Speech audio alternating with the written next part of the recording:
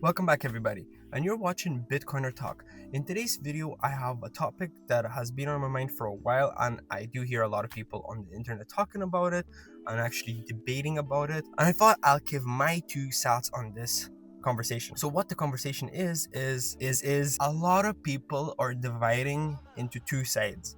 So one side is Bitcoin is a store of value, and then the other side is saying no. Satoshi wrote that Bitcoin is the e-cash, the electronic cash that we're all going to be using for our daily groceries and for our, daily lives, right? So, as I said, one side is saying that it's store of value, and then the other side is saying no, it's a payment method. This is how I see it, right? So I might get a lot of hate from this video, I might have people disagreeing with me, but we're here to agree to disagree, or disagree to agree, or whatever you want to say. My point is that Bitcoin is both of them. Think about it. Why can Bitcoin not be a store of value while also providing a method for payment? So why can I not store my energy in Bitcoin, layer 1, for example, let's say, in a cold storage, I'm storing my value. So I'm working, I'm providing value to the world, right? To my community. I'm getting money in return. So let's say fiat currency, I'm getting fiat in return.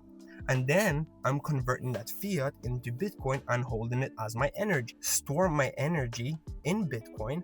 And then whenever I need to, I use Lightning Network to use it as a payment method. No, for some reason, people have decided to divide. So it can't just be both of them. No. It has to be one of them.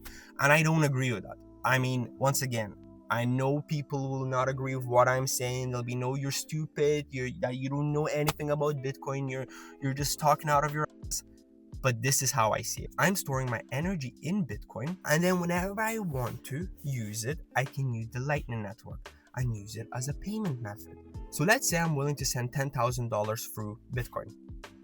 I would use layer 1. I don't need to use layer 2 because it's not a small amount. I'm okay with paying a little bit of fees to get it onto the main net, right? I have no problem with that. But let's say I have to pay somebody $5 worth of BTC. I'm not going to use layer 1. I mean, I could if the transactions are super cheap, but that's why I have to go in the mempool, check the transactions, make sure that the transactions are okay with what I'm willing to spend, and then technically I could send that $5 through the mainnet. So my point being is, for larger amounts, I could use layer 1. For smaller amounts, I could use layer 2. But I could also use layer 2 for bigger amounts. So you have such a versatile option of how you want to spend your Bitcoin and how do you want to store it. And I don't see why people are dividing into saying, no, it has to be this or it has to be this. Like, it doesn't. It can be whatever you're choosing it to be. I also would like to mention something that I heard Jack Dorsey talking about is if people won't use Bitcoin as a payment method, Bitcoin will die. To some extent, yes, I do agree to that. We need people to send transactions, to add transactions to the blocks, to have full blocks, not have empty blocks sitting on the blockchain that will never be actually filled up. We have that even nowadays, where we have some blocks that are barely even filled up. But that's not the point of this video. My point is being that, yes, I do agree with Jack Dorsey that, yes, we need Bitcoin, people using and spending Bitcoin to actually have it succeed. But this is where the problem is. People are just saying, once again, either you have to spend your Bitcoin or it has to be a store of value. No, it doesn't have to be just one of them. It could be both. Once again, I store my energy in Bitcoin as a saving mechanism. I save my energy and time in Bitcoin. But then, if I want to spend that Bitcoin, I will spend it. And I have used my Bitcoin for purchases before.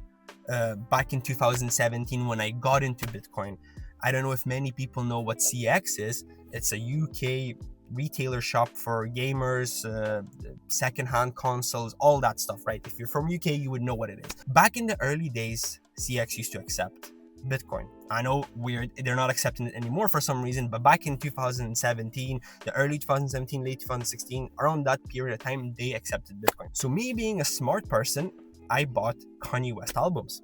3 Kanye West albums I bought with what Bitcoin I had, right? The funny part is that Bitcoin used to be less than $1,000 back in that period of time, probably even less. So I don't regret for buying it. I was young. I wasn't educated. I didn't know what Bitcoin is. I think I even checked old messages in a group chat where I called Bitcoin Bitcoin is like PayPal. And it's like, you could see that it was a kid who didn't know what Bitcoin is. He just came across it, and yeah, he spent it, he wasted it. And I don't blame myself. I don't regret it. It is what it is, as long as I actually put the work in and I learned what it is. And now I'm here sitting and talking to you guys. But the story of why I even mention it is that even back then I was spending Bitcoin, obviously silly from my side. But now let's say that I already done that mistake. I'm still spending my sats when I need to buy something from merchants that do actually accept Bitcoin as a payment. I love spending my Bitcoin whenever I see a merchant accepting Bitcoin. And especially whenever that merchant is actually saying, oh, you know, if you pay in Bitcoin, I'll give you 10% off, 15% off, 20% off. I don't feel like, oh, I send my Bitcoin or I spend my Bitcoin, oh my God, that's it, I'm a loser. And like, no, I can go back and replace that Bitcoin, buy some more Bitcoin. But at least I know that I'm using the money that I know is hard money. I'm using the money that I'm preaching to other people and telling them, look, Bitcoin is this, Bitcoin is that. I'm actually using it. So not only that I'm saving in Bitcoin, but I'm also using Bitcoin. You don't have to pick sides. Just because somebody influential said that, oh no, Bitcoin has to be this, you don't have to follow them. Just because your hero said that, oh my God, Bitcoin is this or Bitcoin is that or Bitcoin is fake or Bitcoin is that, whatever that, don't just blindly follow your leaders or your heroes or whatever you want to call them. Don't just blindly follow the people that you listen. Start thinking for yourself. And also, I once again, I don't agree with hoarding Bitcoin. I don't agree with just hodling your whole life and not getting anything out of it. You know, you hodling your whole life is not gonna bring anything to you. You're just gonna be Bitcoin rich. Like, I don't want to be Bitcoin rich. I want to be life rich. Bitcoin is here just to help me to do that.